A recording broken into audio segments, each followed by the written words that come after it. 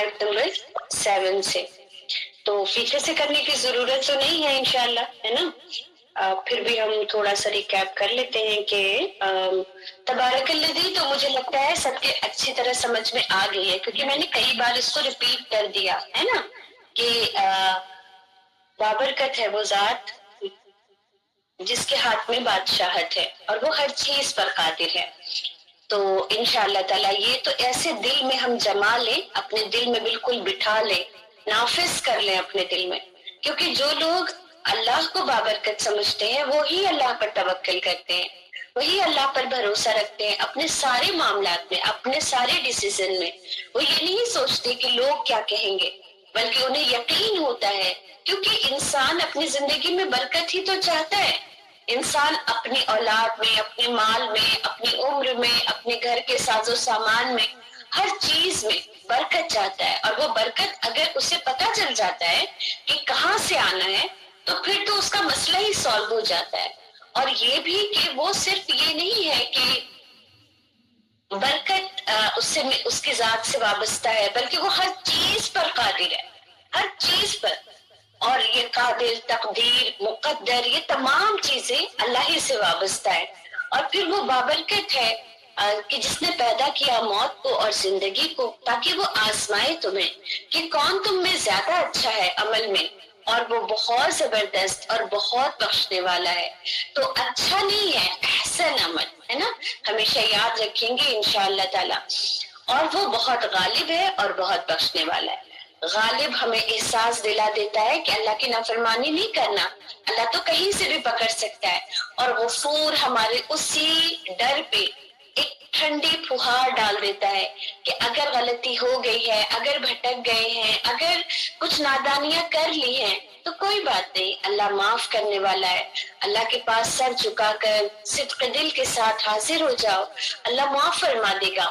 اور وہ جس نے پیدا کیا 7 آسمان اوپر تلے، تو نہیں دیکھو گے تم اس کی تخلیق میں رحمان کی کوئی خلل. تو رحمان کی تخلیق میں کوئی خلل تو کبھی ہو ہی نہیں سکتی. پھر لوٹاؤ نگاہ کو کرتئی، بار بار لوٹانا، کہ وہ تھکی ماندی واپس آئے گی، وہ ذلیل ہو کر اور وہ تھکی ہوئی واپس آئے گی. اس کو بھی ہم نے ڈیٹیل میں اچھی طرح سمجھ لیا ہے.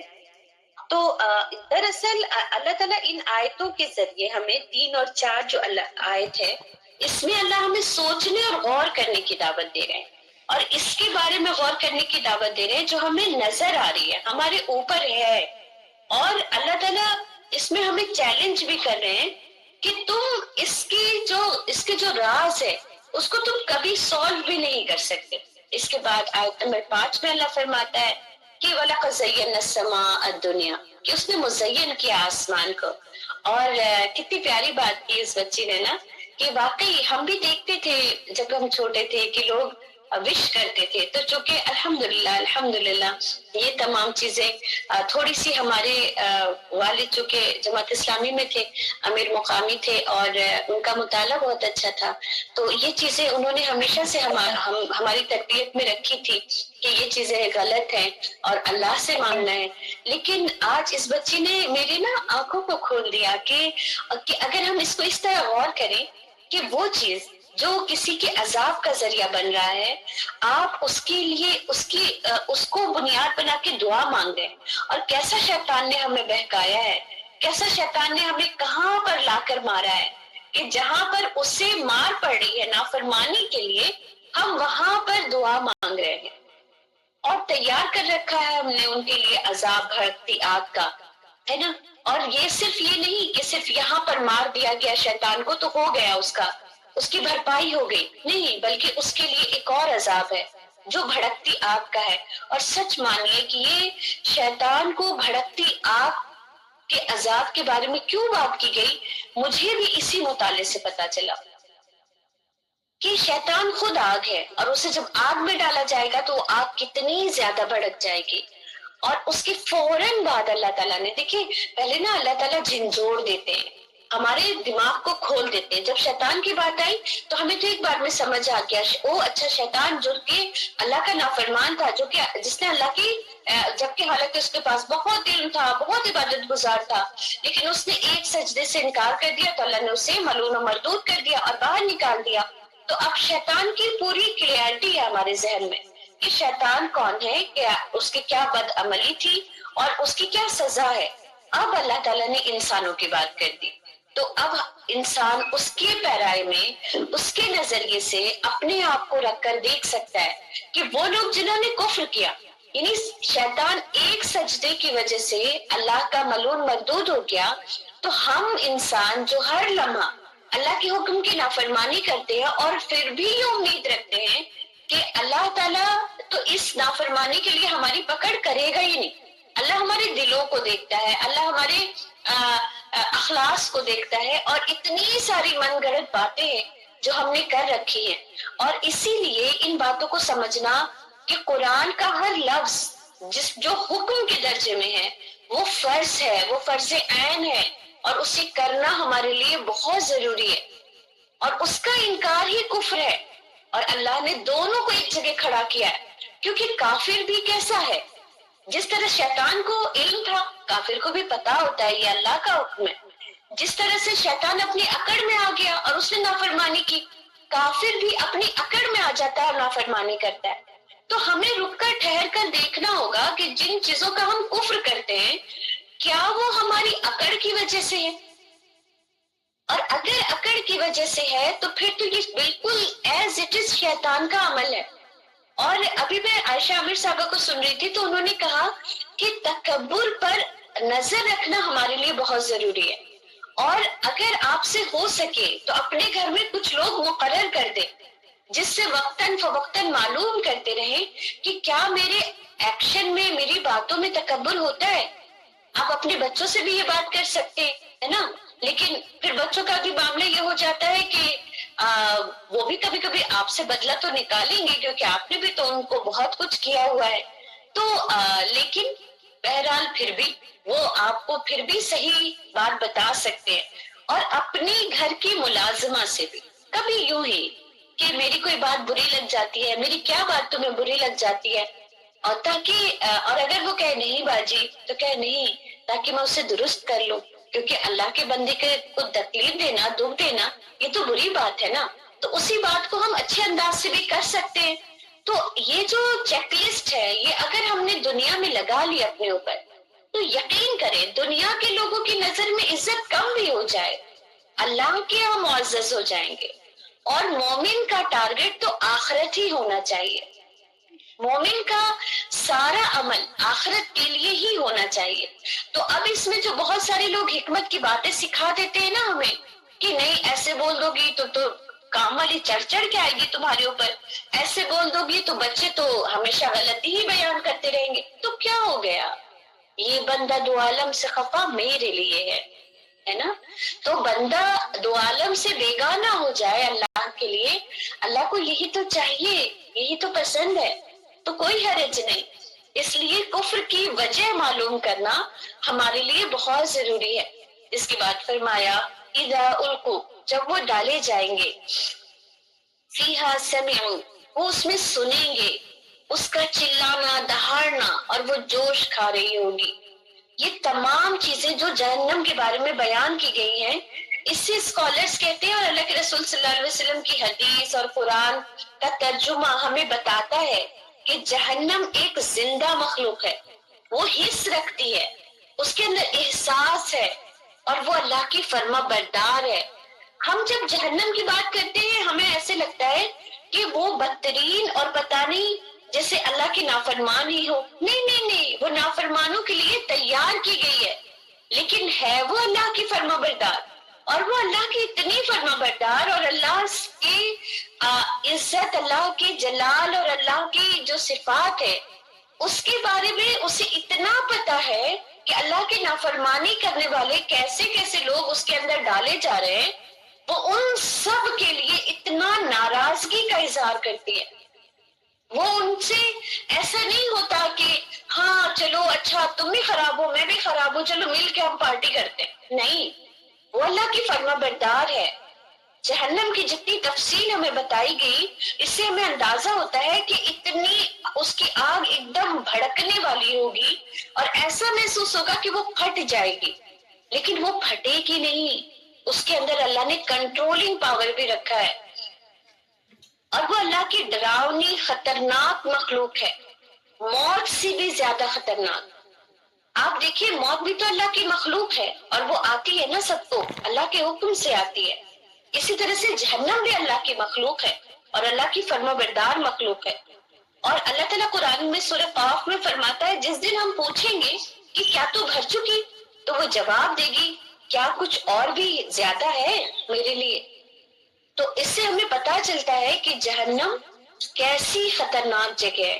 اچھا، جہنم کا جو اصل جلانے جو وہ ہے، مطلب اس کا جو اصل کام ہے وہ جلانا ہے، اور جلتا آگ سے ہے انسان، اور اس آگ کو اللہ نے دنیا میں بھی ہمیں عطا کر رکھا ہے۔ ہم اس آگ سے ہر روز معاملہ کرتے ہیں، اور عورتیں تو خواتین تو خصوصاً کھانا اسی سے پکاتی ہیں، اور ہم جانتے ہیں کہ آگ کا کام جلانا ہوتا ہے۔ کوئی ایسی آگ نہیں ہے جو نہیں جلائے گی، الا یہ کہ اللہ ہی حکم دے دے کہ یہ آگ میرے کسی بندے پر ٹھنڈی ہو جائے، جیسا کہ اللہ نے ابراہیم علیہ السلام کے لیے حکم دے دیا تھا کہ یا نارو بردن و سلامن علی ابراہیم، کہ اے آگ تو ٹھنڈی ہو جا اور سلامتی بن جائے ابراہیم پر۔ تو ابراہیم پر آگ سلامتی یوں ہی نہیں بن گئی تھی، ابراہیم نے اس کے لیے امتحانات دیے تھے، اپنے آپ کو خالص کیا تھا، اپنے آپ کو بھٹی میں جھونک دیا تھا دنیا کی، تب اللہ کا حکم ہوا تھا کہ آگ ٹھنڈی ہو جا۔ اسی طرح سے رسول اکرم صلی اللہ علیہ وسلم کی حدیث سے پتا چلتا ہے کہ صراط مستقیم جو راستہ ہے پل صراط کا، وہ جہنم پر قائم کیا جائے گا، اور اس پل صراط سے ہر ایک کو گزرنا ہوگا۔ حدیث کے مفہوم سے پتا چلتا ہے کہ پل صراط سے ہر ایک انسان گزرے گا، یہاں تک کہ رسول اکرم صلی اللہ علیہ وسلم نے اپنے آپ کو بھی منشن کیا۔ تو یعنی یہ کہ جہنم پہ ہر ایک وارد ہوگا، لیکن وہ لوگ جو اوپر کی بتائے ہوئے اصولوں پر اپنی زندگیاں گزار کر اس دنیا سے گئے ہوں گے، جنہوں نے اس زندگی کو موت ہی سمجھا ہوگا اور آخرت کی زندگی کو ہمیشگی کی دنیا سمجھی ہوگی، انہی کے لیے یہ پل صراط آسان ہو جائے گا۔ اور دیکھیے، یہی پل صراط اور یہی صراط مستقیم، یہ ایک ہی راستہ ہے۔ جو یہاں دنیا میں صراط مستقیم پر چلا ہوگا، وہی پل صراط پر چل پائے گا۔ اور صراط مستقیم مانتے تو ہیں ہم اللہ سے، اہدنا الصراط المستقیم، لیکن حرکتیں ہمیں ساری ان لوگوں کی کرنی ہے جن کے بارے میں یہ کہا گیا کہ غیر المغضوب علیہم ولا الضالین، حرکتیں ساری الضالین اور المغضوب والی، اور دعا صراط مستقیم والوں کی۔ کیا ہم نہیں جانتے کہ انبیاء وہ لوگ ہیں، صحابہ وہ لوگ ہیں جن پر اللہ نے اپنی نعمت یعنی کہ جنت تمام کر دی۔ ہم نے نا اصل میں ساری چیزوں کو اتنا گڑبڑ کر لیا ہے، نعمت ہمارے لیے دنیا کے عیش و عشرت ہے، اور اس کے آگے ہم سمجھ ہی نہیں پاتے کہ اللہ نے تو نعمت اسے نہیں کہا۔ اگر اللہ نعمت اسے کہتا تو یہود کو المغلوب کیوں کہتا؟ کیونکہ دنیا کی ساری دولت تو یہود کے پاس ہے آج، دنیا کی ساری طاقت تو عیسائیوں کے پاس ہے آج۔ ہمیں کیا لگتا ہے کہ جو لوگ غزہ پر حملہ کر رہے ہیں وہ کون ہیں؟ وہ یہود اور نصارہ ہی تو ہے۔ اور اس کا مطلب ہے کہ انعامت علیہم کوئی اور لوگ ہے، انہیں کچھ اور نعمت دے دی ہے اللہ نے۔ ہاں، تو وہ کامیاب لوگ تو تھے جن کی کامیابیوں کے بارے میں ہم جانتے ہیں، جن کا نام آتا ہے تو ہم کہتے ہیں حضرت ابوبکر رضی اللہ عنہ، اللہ ان سے راضی ہو گیا، ہو جائے گا نہیں، اللہ کرے ہو جائے نہیں، اللہ ان سے راضی ہو گیا۔ یہ وہ لوگ ہیں جن کے بارے میں گارنٹی ہے کہ اللہ ان سے راضی ہے۔ تو ان کی زندگیاں کیسی تھی؟ وہی تو ہے انعام یافتہ لوگ، اور وہی ہیں جو پل صراط پر اچھے سے چل لیں گے۔ تو اگر ہمیں بھی پل صراط پر اچھے سے نکلنا ہے تو ہمیں ان لوگوں کے راستوں کو اپنانا ہوگا، اور تبھی ہمارے لیے یہ آنکھ ٹھنڈی ہو جائے گی، تبھی اللہ اس آگ کو ہمارے لیے بھی حکم دے دے گا کہ یا نارو سلامن و بردن اللہ امت مسلمہ.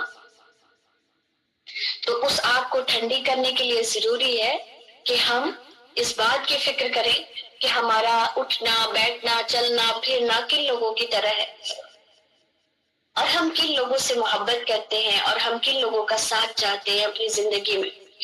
آگے فرمایا تکاد تمیز من الغیظ، جوش کھارے قریب ہے وہ پھٹ جائے غضب سے، ہے نا. ہمیں ایسا محسوس ہوگا، لوگوں کو ایسا محسوس ہوگا کہ جہنم پھٹ جائے گی، اتنا زیادہ ابال کھا رہی ہوگی وہ، اتنا زیادہ جوش مار رہی ہوگی وہ. اور یہ ساری چیزیں دنیا میں ہم دیکھتے ہیں. آپ دیکھیں جو لاوا ہوتا ہے، جو کہیں پر ہم اگر ڈاکومنٹری وغیرہ دیکھیں تو ہم دیکھ سکتے ہیں کہ آگ ایسے ابل رہی ہے. اور دنیا میں اللہ نے ایسی جو آتش فشاں ہوتا ہے، دنیا میں اللہ نے ایسی جگہ رکھی ہیں کہ جس کو دیکھ کے سمجھ نہیں آتا کہ جہنم کتنی خطرناک ہوگی، کیونکہ ہم تو اس جگہ کو دیکھنے کی تاب بھی نہیں رکھتے، اسکرین پر بھی نہیں. اور وہ چیزیں دنیا میں موجود ہیں. اور وہ کیوں موجود ہے دنیا میں؟ کیونکہ اللہ کو ہمیں دکھانا تھا کہ یہ اس سے بھی زیادہ کا تم تصور کر لو. جب جب بھی القیا ڈالی جائے گی فیہا اس میں فوجن کوئی جماعت، ہے نا. ابھی ہم نے اوپر پڑھا تھا نا اذا القوا، جب ڈالے جائیں گے. اور تب میں نے آپ کو بتایا تھا کہ ڈالنا مطلب یوں ہی پھینک دینا. ڈالنا کبھی بھی ہم اچھی چیز کے لیے نہیں کہتے، بلکہ ناراض ہوتے ہیں. یہ میرا پہننے والا نقاب تھا، تم نے کیسے ڈال دیا اس کو ایسے، اس کی پریس خراب ہو گئی، کوئی بھی بات. اچھا یہاں ڈال دیا تھا آپ نے، تبھی تو نہیں مل رہی تھی. یعنی کوئی بھی قیمتی چیز یوں ڈالی نہیں جاتی، ڈالا وہ جاتا ہے جو کوڑا ہوتا ہے. اور اللہ نے دونوں جگہ پر اسی لفظ کا استعمال کیا کہ جب بھی ڈالی جائے گی فیہا اس میں فوج، کوئی فوج. اچھا یہاں پر یہ بھی سمجھ لیں کہ فوج جہنم والے کتنی عیش و عشرت والے. ہم کسی کو ہمیں کوئی حق نہیں کہ ہم ان لوگوں کو جج کریں جن کے بارے میں اللہ نے نہیں فیصلہ کیا. لیکن جن کے بارے میں اللہ نے فیصلہ کر دیا، عاد اور سمود کی قوم، فرعون کی قوم، نمرود کے ساتھی، حامان کے ساتھی، ان کے بارے میں تو اللہ نے بتا دیا کہ یہ جہنمی ہے. آپ بتائیں اللہ ان میں سے وہ کتنی بڑی بڑی سلطنتوں کے مالک تھے، وہ کتنے نامچی لوگ تھے، وہ کتنے پیسے والے، عزت والے، شہرت والے تھے، لیکن اللہ نے ان کو فوج کہا، جماعت کہا، ان کا نام نہیں لیا. اللہ کے لیے وہ صرف بھیڑ ہے. اللہ کے لیے اللہ کی نظر میں ان کی کوئی وقت نہیں. اللہ کے یہاں وہ کسی عزت کے حامل. اور یہ بھی انسان سمجھ لے کہ اگر ہمیں لگتا ہے کہ بہت سارے لوگ اس کام کو کر رہے ہیں تو وہ کام ٹھیک ہے، تو اللہ نے یہاں پر یہ بھی بتا دیا کہ جب بہت بڑے گروپ کا کسی کام کو کرنا صحیح ہونے کی دلیل نہیں ہے. صحیح ہونے کی دلیل ہی یہ ہے کہ اللہ کا حکم ہو اور رسول اکرم صلی اللہ علیہ وسلم کی سنت ہو. اگر آپ کسی بھی ایک عمل کو دنیا میں اللہ کے حکم اور رسول کی سنت کی وجہ سے کر رہے ہیں اور پوری دنیا آپ کے مخالف ہے تو بالکل پریشان نہ ہوا کریں. شیطان آپ کو اس وسوسے میں نہ ڈالے، ہو سکتا ہے تم غلط ہو، ہاں چیک ضرور کریں، بار بار چیک کرتے رہیں. اور کوئی بھی قرآن اور حدیث کو سامنے رکھ کر آپ کے عمل کی نشاندہی کر دے تو پلٹ بھی آئے، کیونکہ ہم تو ناپ کے لیے عمل کرتے ہی نہیں، ہم تو اللہ کے لیے کرتے ہیں. تو ہمارے پاس تو کوئی ناک ہے ہی نہیں. اگر میرے رب کا حکم آ جائے گا، میرے رسول کی سنت آ جائے گی تو پھر میرا وجود تو کچھ بھی نہیں. لیکن میرے رب کا حکم ہے، میرے رسول کی سنت ہے اور اس کے خلاف میرا پورا خاندان ہے تو ہوا کرے، میں تو اپنے رب کے راستے پر رہوں گی انشاءاللہ. پھر فرمایا سألکم، پوچھیں گے ان سے، خزنتها، نگران ان کے، دروغہ ان کے، کس کے؟ جہنم کے. ہاں کی ضمیر کدھر لوٹ رہی ہے؟ جہنم کی طرف. اور جہنم کا جو دروازہ ہے اس کا نام مالک ہے. وہ مسکرائے گا نہیں. وہ کیسے مسکرا سکتا ہے اپنے رب کے نافرمان بندوں کو دیکھ کر؟ کہاں مسکراہٹ آتی ہے؟ آپ دیکھ لیں ایسے نوجوانوں کو جو گالی بولتے رہتے ہیں، سگریٹ پی رہے ہوتے ہیں، آپ ان کی طرف مسکرا کر دیکھ پاتے ہیں؟ ایسے لوگ، ایسی عورتوں کو، ایسی بچیوں کو جو اللہ کے حکم کی نافرمانی کر رہی ہوتی ہے، آپ کے میرے اندر کتنا تھوڑا سا ایمان ہے،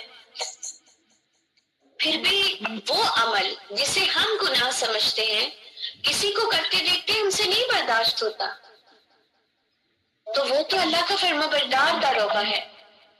اللہ نے اسے اپوائنٹ کیا ہے، اس لیے وہ وہاں پر اپوائنٹ ہے. اور وہ کیسے مسکرا سکتا ہے؟ لیکن وہ پوچھے گا، کیا پوچھے گا؟ الم یاتکم نذیر، کیا نہیں آیا تھا تمہارے پاس کوئی ڈرانے والا؟ اللہ اکبر، کس کے پاس نہیں آیا ڈرانے والا؟ اور اتنی امیزنگ بات ہے نا یہاں پر، یہ انہوں نے تفسیر ابن کثیر میں انہوں نے یہ ذکر کیا کہ قرآن میں دوسری جگہ پر رسول آیا ہے، یاتکم رسول، سورہ زمر آیت نمبر 71 میں، کہ ان سے پوچھے گا کہ کیا تمہارے پاس کوئی رسول نہیں آیا. لیکن یہاں پر دیکھیں سورہ زمر پہلے آ چکی، یہ 29 پارے میں سورہ ملک ہے، اور یہ روز پڑھنا ہے. تو روز پڑھنے والے کے پاس رسول تو نہیں ہے. اللہ نے نذیر کہا کہ پڑھنے والا بھی ایک بار رک جائے کہ کیا کوئی بتانے والا ہے میرے چاروں طرف؟ کسی نے کبھی مجھے بتایا ہے کہ اللہ کون ہے اور اللہ ہم سے کیا چاہتا ہے؟ اور ہر ایک اپنے دل پر ہاتھ رکھ کر دیکھے کہ کیا ہم سب کی زندگی میں ایسا کوئی نذیر نہیں آیا؟ آیا ضرور ہے. اور اللہ نے رسولوں کا آنا تو بند کر دیا، پر یہ کام امت مسلمہ پر اللہ نے قیامت تک کے لیے سونپ دیا ہے. تو کون ہے جو اس بات سے انکار کر سکتا ہے؟ اور اس کی مثال سمجھنی ہے تو سمجھ لے کہ ابراہیم علیہ السلام نے جب بتوں کو توڑ دیا تھا اور ہتھوڑا بڑے والے بت پر ڈال دیا، اور لوگ آئے اور کہا یہ ہمارے معبودوں کا حشر کس نے کیا ہے؟ تو کہا کہ اسی سے پوچھ لو، یہ بڑا والا لگتا ہے، مجھے اسی نے کیا ہے. تو لوگوں نے کہا کیا تم نہیں جانتے کہ یہ کچھ نہیں کر سکتے؟ تو ابراہیم علیہ السلام نے جب جواب دیا تو لوگوں کے دلوں نے اس بات کو مان لیا تھا، سمجھ لیا تھا کہ ہاں واقعی ابراہیم کی بات سچی ہے. لیکن پھر کیا کیا انہوں نے؟ اپنے دل کی بات کو پیچھے ڈالا، سر کو جھٹکا، اور اپنے کفر میں وہ آگے بڑھے. کیوں؟ کیونکہ ان کی ناک کٹ رہی تھی، کیونکہ انہوں نے ایک بار انکار کر دیا تھا، اب دوبارہ اقرار کیسے کر سکتے تھے؟ تو یاد رکھیے یہ انبیاء کا شیوا نہیں ہوتا. دیکھیں انبیاء کا شیوا کیا تھا کہ ابراہیم علیہ السلام نے پہلے ستاروں کو دیکھا تو سمجھ لیا یہ ان کا رب ہے، پھر دیکھا چاند کو تو کہا یہ ہے میرا رب، پھر وہ ڈوب گیا تو دیکھا کہ سورج ہے اتنا بڑا، ھذا ربی ھذا اکبر، تو کہا یہ ہے میرا رب. پھر جب وہ بھی ڈوب گیا تو کہا نہ یہ سب نہیں ہو سکتے. ابراہیم علیہ السلام نے اپنی پہلی کھوج پر اگر اکتفا کر لیا ہوتا تو بتائیں کیا معاملہ ہوتا؟ پھر یہ نہیں سمجھ لیا کہ میں ہی عقل کل ہوں، میں نے ایک بار سمجھ لیا کہ ستارہ میرا رب ہے تو وہی میرا رب ہے، اب میں اس پر جم گیا. نہیں، اگر میں غور کرتا جا رہا ہوں اور مجھے اصل حقیقت سمجھ میں آتی جا رہی ہے تو کوئی بات نہیں، اگر میری ہی بات پہلی والی غلط ثابت ہو گئی کوئی مسئلہ نہیں. ہمارا کیا مسئلہ ہے؟ ہمارے ماں باپ یہ کرتے آئے تھے، کیا وہ غلط کر رہے تھے؟ ان تک وہ علم نہیں پہنچا جیسے ابراہیم تک بتدریج پہنچا. ہمارے ماں باپ کیا ان سے بھی بڑے ہیں؟ نہیں پہنچا ہوگا. اللہ ہم سے وہی سوال کرے گا جس کے وہ مکلف ہیں، اور اللہ ہم سے وہ سوال کرے گا جس کے ہم مکلف ہیں. جو بات ہم تک پہنچ چکی ہے ہمیں اس کا جواب دینا ہوگا. اور آگے کہا قالو، وہ کہیں گے بلا، کیوں نہیں، قد، تحقیق، جاءنا، آیا ہمارے پاس، نذیر، ڈرانے والا۔ میں اسی لیے جب تھوڑا سا ہی پڑھا تھا نا قرآن کو اور سمجھا تھا تو یہ بات سمجھ آ گئی تھی کہ جب آنکھیں بند ہو جائیں گی نا اور اس دنیا میں کھلیں گی تو سب مسلمان ہوں گے۔ کیا مطلب ہے اس کا؟ کہ سب اس بات کو تسلیم کر چکے ہوں گے کہ ان کا ایک رب ہے اور آج وہ اس کی پکڑ میں ہے، تو وہ مسلمان ہیں۔ لیکن کیا ان کا اسلام لانا ان کو فائدہ دے گا؟ نہیں دے گا، کیونکہ اسلام لانے کی بنیادی شرط ہی یہ ہے کہ غیب پر ایمان لانا ہوگا۔ دیکھ لو، غیب پر ہی بھروسہ کر سکتے ہو تو اس راستے میں داخل ہو، ہے نا؟ تو کہا قالو بلا، کیوں نہیں، آج وہ جھوٹ نہیں بولیں گے، کیونکہ اب کوئی ان کے پاس وجہ نہیں بچی ہے جھوٹ بولنے کی۔ انہوں نے جس چیز کو صحیح سمجھا تھا، اپنی انا، اپنی خودداری، اپنی ہٹ دھرمی کو، وہ سب تو ایک طرف دھری کی دھری رہ گئی۔ اور آج تو ملک بادشاہ کا دن ہے جو انصاف کرنے والا ہے، اور آج بھی اگر وہ نافرمانی کریں گی تو پھر تو ان کا کیا ہی اشر ہوگا۔ تو اس دن سارے لوگ سچ بولیں گے اور سب اپنے گھٹنوں پر آ جائیں گے، لیکن ان کا اپنے گھٹنوں پر آنا ان کے کسی کام نہیں آئے گا، لیکن ہمیں ہمارا گھٹنوں پر کا آنا آج بہت کام آئے گا۔ اور یہ ضرور دیکھنا ہے ہمیں کہ جو ڈرانے والے ہیں، جو بتانے والے ہیں، وہ کس وجہ سے ہمیں بتا رہے ہیں، ان کو کیا لالچ ہے ہم سے، وہ کیا چاہتے ہیں ہم سے۔ اصل میں وہ بتا اس لیے رہے ہیں کیونکہ وہ بھی رب کی رضا چاہتے ہیں۔ رب نے انہیں اس کام پر مقرر کر دیا ہے کہ تمہیں بتانا ہے، اور وہ بتا رہی ہیں۔ انشاءاللہ تعالیٰ آگے کی آیت ہم اگلی کلاس میں لیں گے، اور آج یہیں پر ہم اپنی بات کو مکمل کر لیتے ہیں، اور انشاءاللہ تعالیٰ جو آج کے عمل کے لیے ہمارے پوائنٹس ہیں وہ یہی ہیں کہ جہنم کو محسوس کرنا ہے، ہمیں محسوس کرنا ہوگا، تبھی ہماری نجات ہو پائے گی۔ اور یہ سمجھنا ہے کہ بہت ساری اللہ کی مخلوق ایسی ہے جو سزا دینے کے لیے مقرر ہے، جو اللہ کا بدلہ لینے کے لیے مقرر ہے، لیکن وہ بھی اپنے کام میں کتنی اللہ کی فرما بردار ہے۔ اور اللہ کا فرما بردار بندہ ایسا ہی ہوتا ہے۔ جب ہم سے کہا جاتا ہے نا کہ اللہ کے لیے محبت کرو، اللہ کے لیے دشمنی کرو، تو بات نہیں سمجھ آتی، لیکن جہنم کو سمجھ کر یہ بات اچھی طرح سمجھ آ جاتی ہے کہ اللہ کے لیے دشمنی کرنے کا کیا مطلب ہوتا ہے اور کیسے کی جاتی ہے اللہ کے لیے دشمنی۔ اور پھر یہ کہ اس آگ کو ٹھنڈا کرنے کے لیے ہمیں رسولوں کی سنت پر چلنا ہوگا، صحابہ کی سنت کو اپنانا ہوگا، اور سب سے زیادہ رسول اکرم صلی اللہ علیہ وسلم کی زندگی کو پڑھنا ہوگا اور سمجھ کر اس پر عمل کرنا ہوگا، تبھی ہمارے لیے نجات کا کوئی راستہ بن پائے گا۔ تو یہ آگ ہمیں ہر صورت اسی دنیا میں ٹھنڈی کر لینی ہے تاکہ آخرت کی آگ ٹھنڈی ہو سکے انشاءاللہ۔ اور اپنے آپ کو نیک سمجھنا، عبادت گزار سمجھنا، یہ سب سمجھنا بند کرنا ہوگا۔ ہمیں سمجھنا ہوگا کہ ہمیں بہت کام کرنا ہے، ہمیں بہت کچھ پتا کرنا ہے، یا جو پتا ہو گیا ہے اسے دل میں جما لینا ہے اور اسے اپنے عمل میں اتار لینا ہے انشاءاللہ تعالی۔ اور یہ بھی کہ پورا خاندان، پورے بھائی بہن اگر آپ کے خلاف بھی کھڑے ہو جائیں، لیکن اگر اللہ کا حکم آپ کے سامنے ہے تو ان کے بھی ہاتھ پکڑ کر یہ کہہ دیں کہ یہی اللہ کا حکم ہے، اس لیے مجھے یہی کرنا ہوگا، چاہے عقل اس کی اجازت نہ دے رہی ہو، چاہے حالات اس کی اجازت نہ دے رہے ہوں، چاہے حکمت اس کے خلاف جا رہی ہو، لیکن یہ میرے رب کا حکم ہے اور میں اپنے رب کا حکم پورا کر کے کبھی خسارے میں نہیں پڑوں گی انشاءاللہ۔ آج کے لیے یہیں پر ہم روک لیتے ہیں، لیکن اگلی کلاس انشاءاللہ میں اپنے ٹائم پر لوں گی، 1 سے 1:30 انشاءاللہ، اور اللہ تعالیٰ غزالہ کو صحت اور عافیت کے ساتھ رکھے اور اس کا جو بھی تکلیف اللہ اسے دور فرما دے، اور آپ سب کے بھی اللہ تعالیٰ تمام تکلیفوں کو دور فرما دے، اور اس رمضان اللہ سے وہ سب مانگ لے جو اللہ سے مانگنا چاہتے ہیں، اور بس اللہ سے مانگے، بس اللہ سے مانگے۔ اللہ سب کچھ عطا کرنے پر قادر ہے، کسی اور کے آگے اپنی جھولیاں نہ پھیلائیں۔ مجھے وہ لوگ بالکل نہیں اچھے لگتے جو لوگوں سے اپنی شکایتیں، لوگوں سے اپنی تکلیفیں بیان کرتے ہیں۔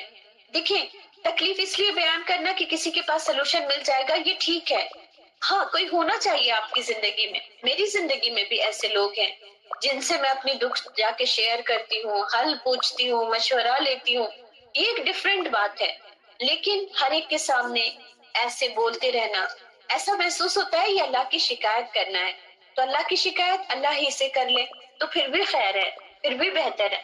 لیکن اللہ سے ساری باتیں کہا کریں، اللہ سب کچھ سنتا ہے اور اللہ ہی سب کچھ دور کرے گا، اللہ ہی سب کچھ دور کرے گا انشاءاللہ۔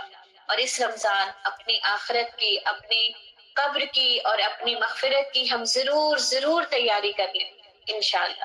سبحانک اللہم و بحمدک، نشہد ان لا الہ الا انت، نستغفرک و نتوب الیک۔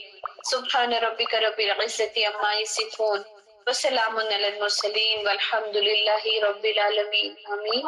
السلام علیکم ورحمۃ اللہ وبرکاتہ۔